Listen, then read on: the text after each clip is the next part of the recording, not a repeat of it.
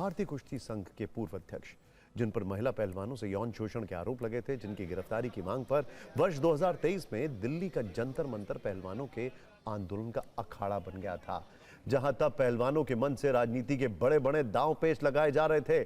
आज उसी यौन शोषण के मामले में दिल्ली की राउज एवेन्यू कोर्ट ने बीजेपी नेता ब्रजभूषण शरण सिंह को बरी कर दिया है और उनके साथ भारतीय कुश्ती महासंघ के पूर्व सहायक सचिव विनोद तोमर भी बरी हो गए हैं।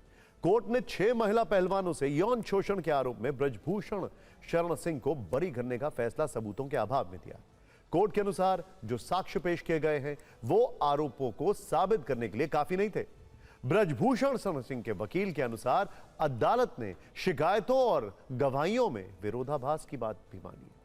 इसके अलावा कहा है कि कुछ आरोपों और शिकायत दर्ज कराने के बीच देरी हुई, जिसका स्पष्टीकरण भी अदालत को जायज नहीं लगा और इस तरह 1133 दिनों में हुई 127 सुनवाई के बाद ब्रजभूषण शरण सिंह को और विनोद तोमर को बरी कर दिया गया। अदालत का फैसला आते ही ब्रजभूषण सिंह के समर्थकों ने जमकर जश्न मनाया, क्योंकि ऑर्डर के वक्त पूर्व बीजेपी सांसद ब्रजभूषण कोर्ट में ही थे। इसीलिए उनके बाहर आते ही समर्थकों ने नारेबाजी शुरू कर दी, उनका स्वागत किया। कोर्ट से बरी होने के बाद ब्रजभूषण शरण सिंह ने TV9 भारतवर्ष से बातचीत की। सबसे पहले आपको वो दिखाते हैं।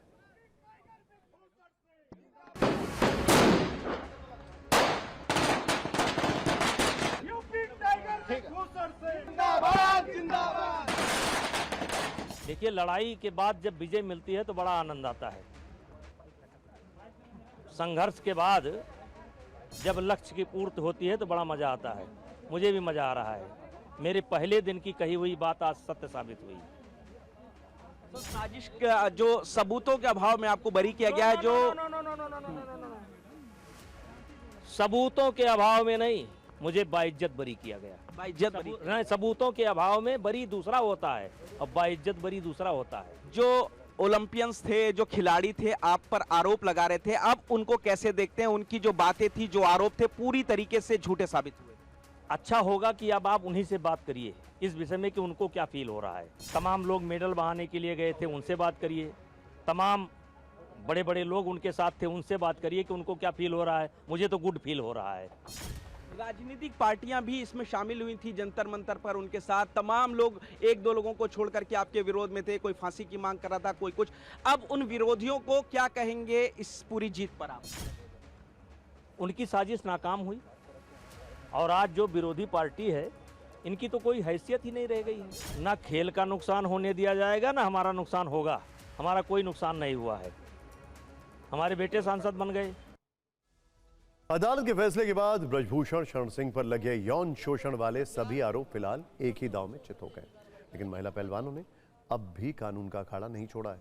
इस मामले में शिकायतकर्ता के साथ 2023 में हुए आंदोलन का बड़ा चेहरा रही विनेश फोगाट ने अदालत के फैसले पर दुख जाहिर किया, लेकिन साथ ही यह भी कहा कि यह लड़ाई जारी रहेगी। विनेश फोगाट लिखती हैं, दुख है कि कोर्ट ने ब्रजभूषण शरण सिंह को महिला पहलवानों द्वारा लगाए गए यौन हिंसा के आरोपों में दोषी नहीं माना है।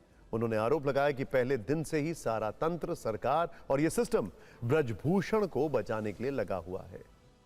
लेकिन आगे लिखा कि महिला पहलवानों ने वकीलों को इस फैसले के खिलाफ अपील करने का निर्देश दे दिया, इसलिए उम्मीद नहीं छोड़ी है और पहलवान अपनी लड़ाई जारी रखेंगे। लेकिन बात सिर्फ पहलवानों तक ही सीमित नहीं है, मामला फिर राजनीतिक हो गया है।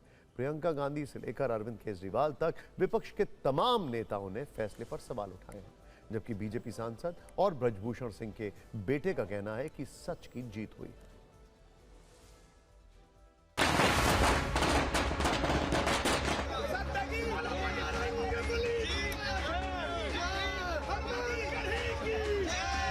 ये आज हम लोग के लिए बहुत बड़ा खुशी का पल है और ये एक न्याय की और सच्चाई की जीत हुई है। शोषित खिलाड़ी, स्पेशली पहलवान की जीत हुई है, नौजवान की जीत हुई है। एक तरफ कहते हैं कि यंग जनरेशन के साथ हैं, एक तरफ महिला सशक्तिकरण की बात है, महिला रिजर्वेशंस की बात है, और दूसरी तरफ ये अगर कोई कोर्ट का न्यायालय का आदेश है, स्वागत है।